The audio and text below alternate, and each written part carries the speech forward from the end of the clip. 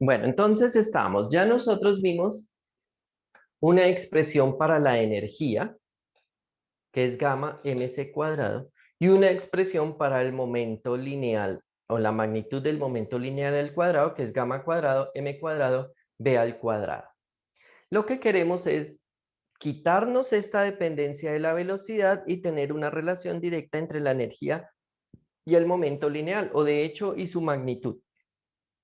Entonces, despejamos de aquí, dejamos de este lado lo que no tiene que ver con la velocidad. Recuerden que el gamma tiene que ver con la velocidad. Y aquí también hacemos lo mismo. Escribimos una expresión independiente de la velocidad. Pues obviamente E y P sí dependen de la velocidad, pero esta no es una dependencia explícita. Entonces aquí sí está la dependencia explícita y aquí está la dependencia explícita. Restamos estas dos cantidades porque nos damos cuenta que nos daría otro gamma y finalmente tenemos que la diferencia de estas dos cantidades es 1. Vamos ahora a manipular para mirar una relación entre ellas. Primero, multipliquemos por la masa al cuadrado. Cuando yo multiplico todo por la masa al cuadrado, aquí me queda la masa al cuadrado, esta masa al cuadrado desaparece, esta masa al cuadrado desaparece. Y ahora puedo multiplicar por c al cuadrado, o sea, c a la 4. Entonces, si yo multiplico por c a la 4, este se va. Si multiplico por c a la 4, aquí me aparece un c cuadrado arriba y aquí me aparecería c cuadrado al cuadrado, que lo podemos escribir como e al cuadrado menos c cuadrado p cuadrado es igual a m c cuadrado al cuadrado. O lo que es lo mismo que la energía al cuadrado es igual a mc al cuadrado más cp al cuadrado. Y esta es la relación o una expresión que relaciona la energía como función explícita de la magnitud del momento lineal. Bueno, ¿alguna pregunta hasta allí? Bueno, si no hay preguntas, copien por favor. Vale, con esta expresión ya nosotros tenemos todas las expresiones relativistas que nosotros vamos a Profe, trabajar. Digamos, la parte fenomenológica inicial, donde se veía la contracción de el espacio y la dilatación del tiempo, era la parte, digamos, interesante de analizar. Esto las transformaciones de Lorentz naturalmente y la suma de velocidades también, pero esto lo vamos a utilizar más adelante, así que por favor tomen apunte de esto. Igual aquí aparecen cosas muy buenas como que la energía, como que una partícula tiene energía incluso si está en reposo. Eso tiene implicaciones en la física porque a altas energías dos fotones se pueden chocar y hacer una partícula, de hecho partícula antipartícula, de manera que los fotones no tienen masa, pero sí tienen energía, de manera que hay una conversión entre masa y energía, pero a este nivel todavía no lo vamos a ver. Bueno, ¿alguna pregunta adicional sobre esto? profe, ¿qué crea una partícula y una antipartícula? El choque de dos fotones de alta energía. Ah, ya, profe. Profe, es que no entendí un poquitico cómo, cómo llegaste a la ecuación final de cuadrado por por m por c cuadrado, todo al cuadrado. Simplemente escribí la energía como esto, que tiene una dependencia implícita en la velocidad y el gamma que tiene una dependencia explícita en la velocidad, o sea, en su expresión aparece B. Lo mismo aquí, aquí esta parte de acá no tiene una dependencia explícita de la velocidad y esta parte sí tiene una dependencia explícita en la velocidad. Los resté, me da gamma cuadrado menos gamma cuadrado por B cuadrado sobre C cuadrado y esto es Factorizo el gamma cuadrado y me queda gamma cuadrado factor de 1 menos b cuadrado sobre c cuadrado. Pero esta es justamente el inverso de gamma, de manera que este producto es 1 y ya. Luego entonces multiplico por m cuadrado c a la 4, que es esto que está acá, me queda el e solo, me queda el c cuadrado por p cuadrado y ya está. Paso esto que está restando al otro lado a sumar y tengo esta expresión de acá. Nota que esto está aquí, restando, lo pasé al otro lado a sumar. Y aquí para esta expresión lo que hice fue multiplicar precisamente por la ecuación. Esta ecuación la multiplico por m cuadrado c a la 4. Entonces si resto estas dos, acá está la diferencia entre esto menos esto, es esto menos esto, llego a que esto es 1. Si multiplico lo que está dentro del recuadro azul por m cuadrado c a la 4, llego a esta expresión de acá. Y si transpongo esto al otro lado, ya tengo la expresión final. Bueno, vamos a explorar un poquitico más porque démonos cuenta que todo esto a la larga fue resultado de analizar el comportamiento de la luz. Y lo que hicimos fue analizar el comportamiento de la luz cuando una fuente se está moviendo y tenía un rayo vertical con un espejo y otro rayo horizontal con un espejo. Y nos dimos cuenta que surgían la dilatación del tiempo y la contracción del espacio. Que había que entonces modificar unos postulados de que el espacio era uno igual para todos o que el tiempo fluía igual para todos, hubo que modificarlos y con eso sale todo lo de la teoría especial de la relatividad. Ahora vamos a analizar otro comportamiento de qué pasa con la radiación, qué pasa con la luz cuando interactúa ahora con un material. Entonces veamos lo siguiente. Vamos a primero hacer el análisis de lo que esperaríamos nosotros. Y luego vemos qué análisis se hizo, incluyendo una nueva teoría.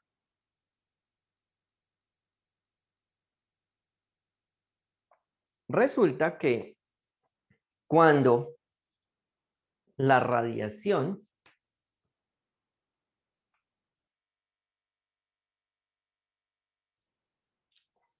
cae sobre un cierto material, entonces esto es radiación,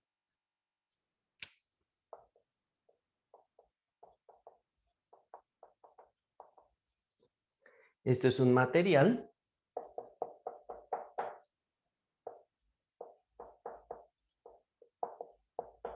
es posible que se desprendan algunos electrones.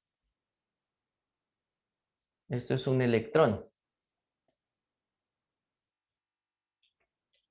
Efecto Compton. ¿No, profe? Y a esto lo vamos a llamar el efecto fotoeléctrico.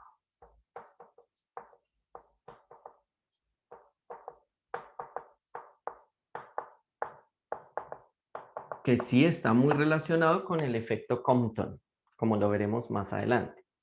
¿Por qué efecto fotoeléctrico? Porque resulta que se observó inicialmente que habían unas descargas entre dos esferas y que esas descargas aumentaban cuando había luz sobre ellas. De manera que se empezó a pensar qué es lo que está pasando allí. Nosotros entonces vamos a hacer un análisis de, según lo que conocemos de esto. Entonces vamos a modificar un poquitico esto y vamos a imaginarnos lo siguiente. O sea, esa es el primer efecto fue ese. Luego entonces vamos a hacer lo siguiente. Vamos a, aquí hay un material, aquí llega la radiación y luego entonces aquí se desprende este electrón. pero yo podría poner una diferencia de potencial acá.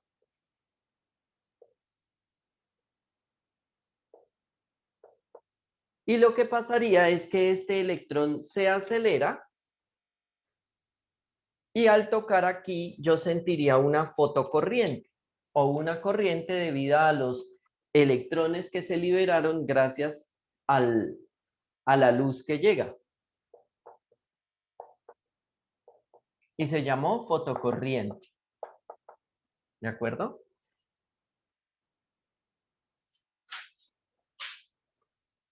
Ahora bien, ¿cómo puedo calcular yo la energía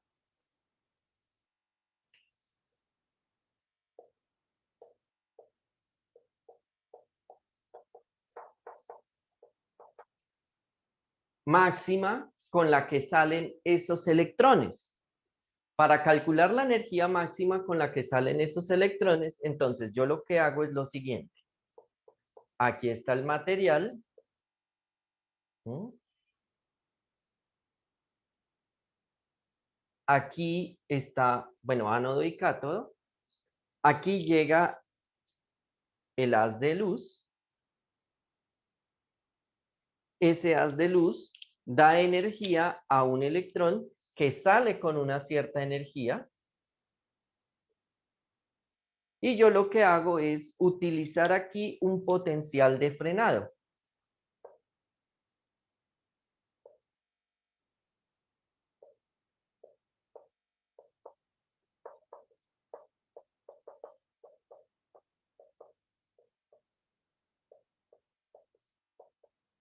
¿Mm?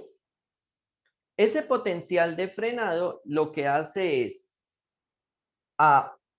si B es pequeño, entonces los electrones energéticos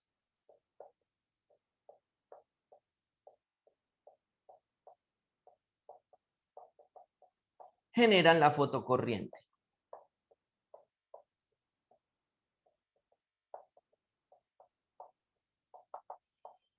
¿De acuerdo? Porque resulta que cuando se golpea este material, estos electrones salen con una cierta velocidad. Eso quiere decir que si yo pongo el ánodo y el cátodo de tal manera que no hay una diferencia de potencial entre ellos, aún así habrían unos electrones que llegan al otro lado. Si este potencial de frenado, voy a ponerle B sub F, y este B sub A, este es el que los acelera y detecta una fotocorriente. Si este potencial de frenado es suficientemente pequeño, entonces la energía con la que salen los electrones es mayor al potencial de frenado y ellos logran llegar hasta, hasta el otro lado y generar fotocorriente. Pero yo puedo tener un B sub 0, que es un potencial para el cual deja de circular corriente. Es el potencial de frenado mínimo para el cual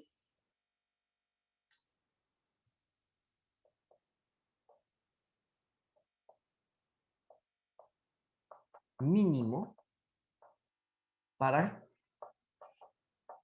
que no haya fotocorriente.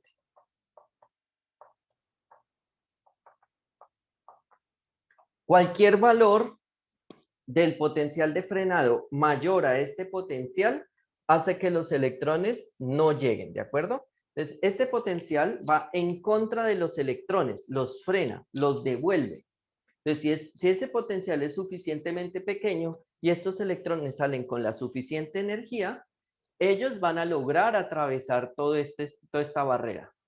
Pero si este potencial de frenado tiene el valor exacto, o sea, hay un valor del potencial de frenado tal que ellos no alcanzan a llegar. Y así puedo detectar cuál es la energía máxima con la que salen los fotoelectrones. Entonces, con esto detectaría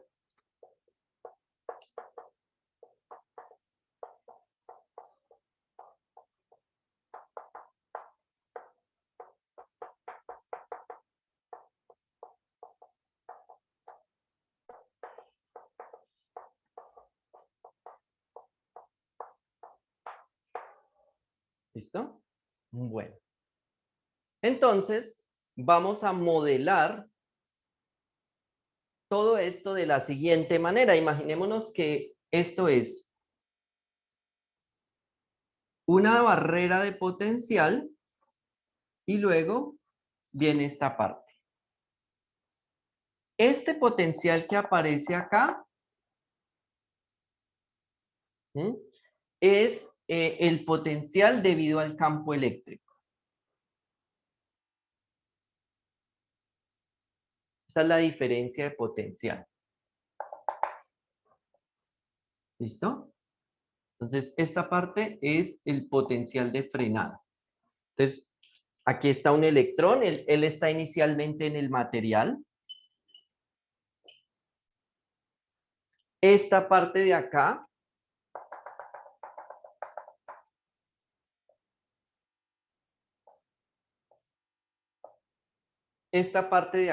es la energía necesaria para sacar un electrón de un material. Los electrones no salen solos. Primero, el efecto fotoeléctrico. El efecto fotoeléctrico consiste en que yo puedo detectar que hay unos electrones que se desprenden de un material cuando incide un rayo de luz. Si yo coloco una diferencia de potencial entre el material del que escapan los electrones y un cátodo, entonces pues estos electrones se van a acelerar y van a formar una fotocorriente. Pero una pregunta interesante es saber cuál es la energía con la que salen estos electrones. Entonces voy a hacer lo siguiente. Aquí está el material, llega una radiación, llega la luz, se desprenden estos electrones, salen con una cierta velocidad y yo lo que voy a colocar es un potencial de frenado. Entonces, electrones que salen con poca energía, ellos simplemente salen, aquí está, ellos salen, van y se devuelven. Algunos electrones salen con más energía, entonces esto es lo que los saca y van a lograr escalar toda esta cantidad de potencial y llegar hasta el otro lado. Sin embargo, si yo inclino este potencial lo suficiente, voy a llegar a un punto en el que los electrones dejan de llegar al cátodo y ese va a ser el potencial B sub 0, el potencial mínimo para que no haya fotocorriente. Y eso lo vamos a llamar el potencial umbral. ¿Listo? Aquí hice mi marcador.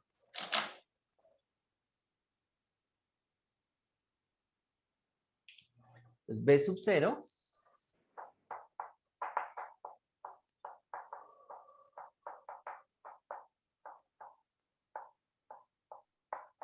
entonces,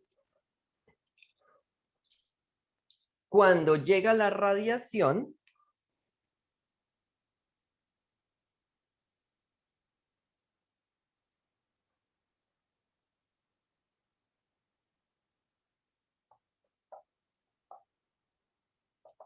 ¿sí? Aquí viene la radiación. La radiación le transmite energía a ese electrón. Si la energía, ¿cierto? Porque esto es energía. Esta escala de acá es energía. Si la energía que le transmite el fotón al electrón es menor que la función trabajo, recuerden que aquí está la función trabajo. Si la energía que le transmite la radiación al electrón es menor que la función trabajo, el electrón no sale del material. Entonces, si la energía que transmite el electrón, la radiación, ¿cierto? Esto va a dar una energía, es menor que la función trabajo, entonces el electrón no sale del material.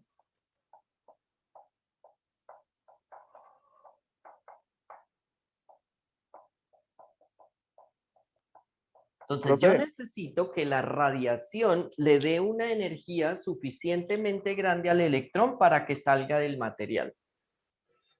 Ahora, Si la energía que le da el electrón es, si la energía es menor que a la función trabajo más la diferencia de potencial de frenado, entonces el electrón no llega al cátodo.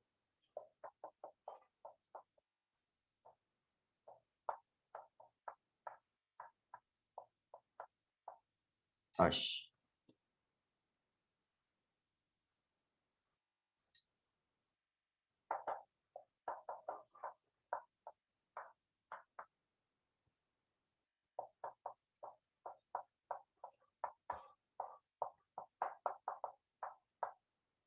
¿Listo? Pues si el electrón está por acá, logró salir del material, pero su energía no fue suficiente para pasar esta diferencia de potencial. ¿Mm?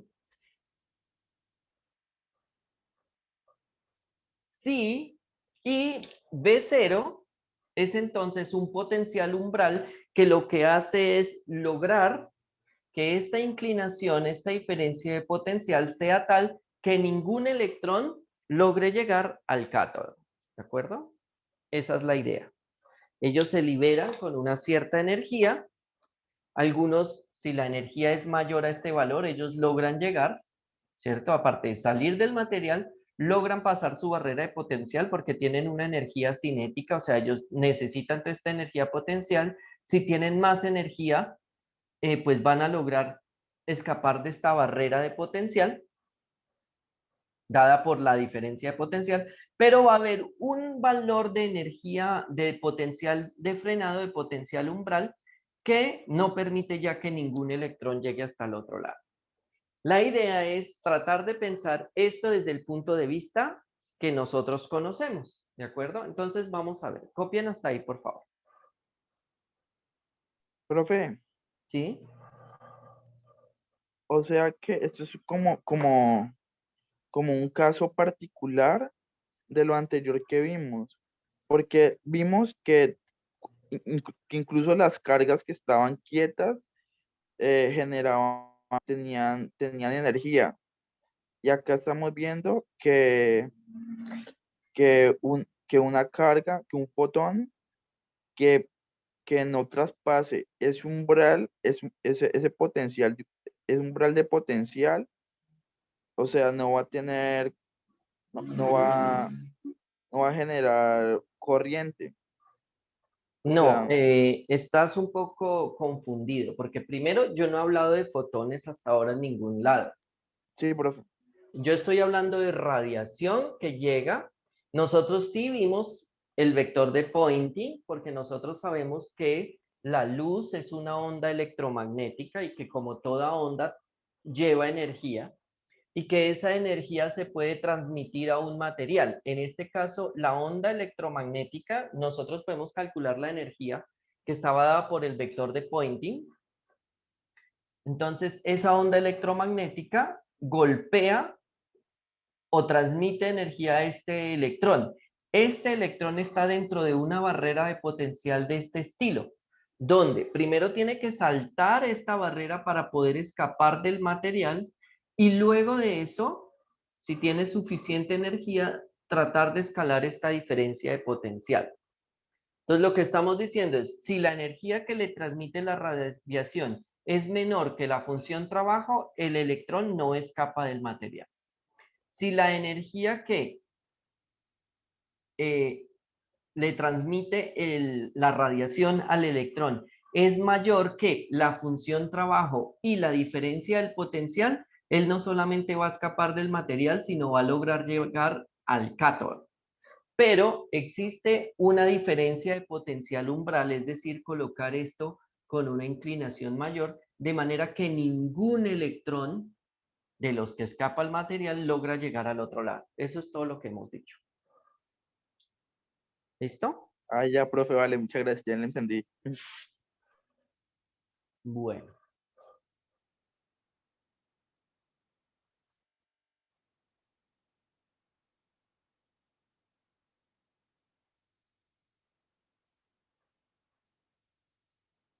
Profe, O sea ¿sí? que en ambos casos el electrón es golpeado por, Por por radiación. radiación. Siempre. Pues ese es el efecto fotoeléctrico, Vale, profe. ¿verdad? Lo que pasa es que aquí el electrón está en su lugar y la radiación viene. Aquí la energía de la onda ya está en el electrón y depende a ver hasta dónde llegó. ¿Listo? Bueno, entonces, ¿nosotros qué tenemos? Cuando nosotros tenemos radiación de lo que hemos visto,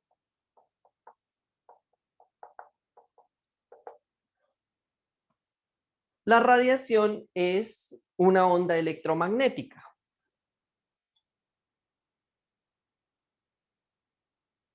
Y esa onda electromagnética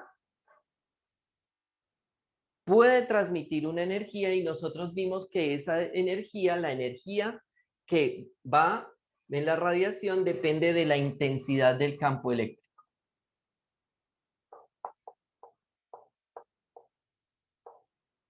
La energía es una función del campo eléctrico, de la amplitud del campo eléctrico.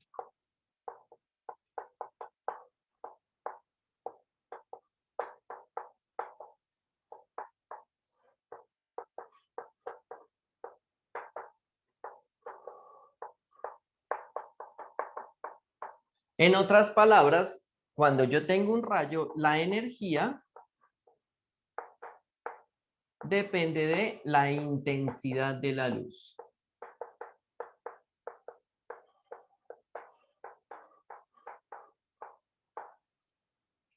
¿Qué espero yo? Entonces, yo esperaría, según lo que yo sé de la radiación electromagnética, que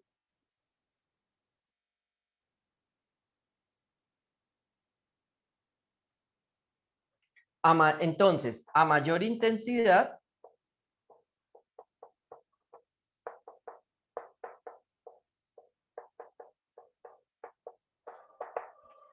si yo coloco mayor intensidad, entonces voy a obtener una mayor potencial Una umbral, mayor frecuencia. un mayor potencial umbral, Ah, vale, profe. ¿cierto? Entonces, recordemos qué es lo que es el potencial umbral. El potencial umbral es la diferencia de potencial mínima que yo debo tener acá para que ningún electrón llegue al otro lado. Pero si yo pongo mayor intensidad, entonces va a haber, aquí si esto llega con mayor intensidad, voy a darle mayor energía a los electrones y más electrón, si la energía de los electrones es mayor, entonces yo voy a necesitar un potencial de frenado más fuerte para detenerlos, ¿de acuerdo? Entonces, claro, si ellos salen aquí con mayor energía, ellos son capaces de subir. Si yo aumento mi potencial de frenado, pero aumento la intensidad, entonces vuelvo y le doy aún más energía a los electrones y ellos logran subir. Si le doy mayor intensidad, entonces necesitaré un potencial de frenado mayor. Entonces, a mayor intensidad, yo esperaría que haya un mayor potencial de frenado. ¿Listo? ¿Sí es claro por qué? Profe, Sí. o sea, yo lo entiendo como que mayor, este es Polito. Yo lo entiendo como que a mayor intensidad, como que sean pasitos mucho más cortos y entonces se hace más largo llegar al cátodo. ¿Es así? No, no, no. La intensidad de la luz es como una bombilla, más luz o menos luz. Sí, es decir, la amplitud del campo eléctrico es mayor y por lo tanto la energía que transmite la luz es mayor. Entonces, si yo le doy mayor, si esta es la barrera de potencial que tiene que superar este electrón, ¿m? A mayor energía, porque esto no es posición, bueno, sí es posición, pero esto es un esquema de energías. Entonces, a mayor energía, si este absorbe una energía, dependiendo del nivel de energía que absorba, va a llegar a diferentes partes. Si absorbe un poquitico de energía como esta cantidad de energía, entonces solo va a llegar hasta aquí, no escapa el material. Si obtiene otra cantidad de energía que es mayor, digamos esta cantidad de energía, pues él va a llegar hasta aquí y va a escapar del material, pero el potencial de frenado no va a permitir que llegue hasta el otro lado. Si absorbe suficiente energía, él va a lograr escapar del material y quizás llegar hasta el otro lado. Sin embargo, si yo pongo esto cada vez más parado, va a llegar un punto en el que ningún electrón llega hasta el otro lado. ¿Qué puedo hacer? Pues como la radiación transmite la energía y la energía depende de la intensidad, pues aumento la intensidad de la luz. De esa manera le daría mayor energía a mis electrones y ellos logran superar una barrera mayor. Vale, profe, muchas gracias, ya lo entendí. ¿Listo? Bueno, ¿eso qué quiere decir? A mayor intensidad, yo necesitaría un mayor potencial umbral para detener todos los electrones. Esa es desde el punto de vista que se llama hoy en día clásico, esa sería la forma de solucionar. Sin embargo, cuando se hizo el experimento, se observó lo siguiente.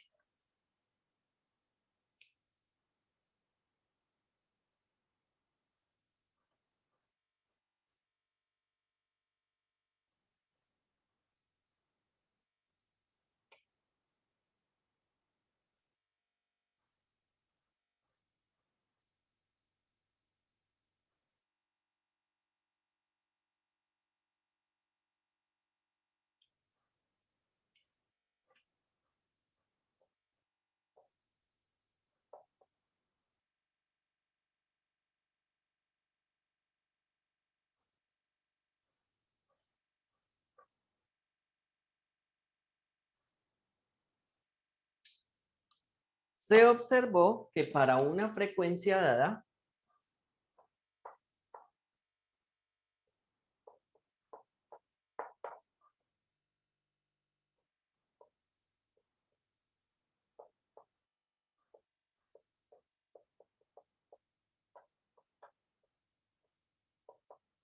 V sub 0 no depende de la intensidad. ¿Listo? Entonces, ¿qué estamos diciendo aquí? Desde el punto de vista del análisis de todo lo que hemos visto, la radiación de una determinada frecuencia, la energía depende de la amplitud o de la intensidad del rayo. ¿Mm? A mayor intensidad de la luz, entonces yo tengo mayor energía y por lo tanto la energía de frenado debería ser proporcional a mayor intensidad, mayor potencial umbral. Cuando se hizo el experimento se observó que el potencial umbral, esto es la fotocorriente, el potencial umbral era independiente del valor de la intensidad. Intensidades diferentes, una y el doble, tenían el mismo potencial de frenado. Y que lo que dependía era la fotocorriente. Entonces, a mayor intensidad, mayor fotocorriente, pero el potencial de frenado era constante para una frecuencia dada independiente de la intensidad, lo cual contradecía la predicción que se hizo con el análisis que nosotros haríamos conociendo la luz como una onda que transmite una cierta cantidad de energía. Y ese es el planteamiento del problema del efecto fotoeléctrico, que con lo que se conocía hasta la época, se esperaba que para mayor intensidad se necesitara un mayor potencial umbral para una frecuencia dada. Sin embargo, la observación mostró que para una frecuencia dada el potencial umbral siempre era el mismo, independientemente de la intensidad, y que la intensidad lo único que lograba era un aumento en la fotocorriente. ¿Listo? Bueno. Entonces, ya regresamos para resolver ese misterio.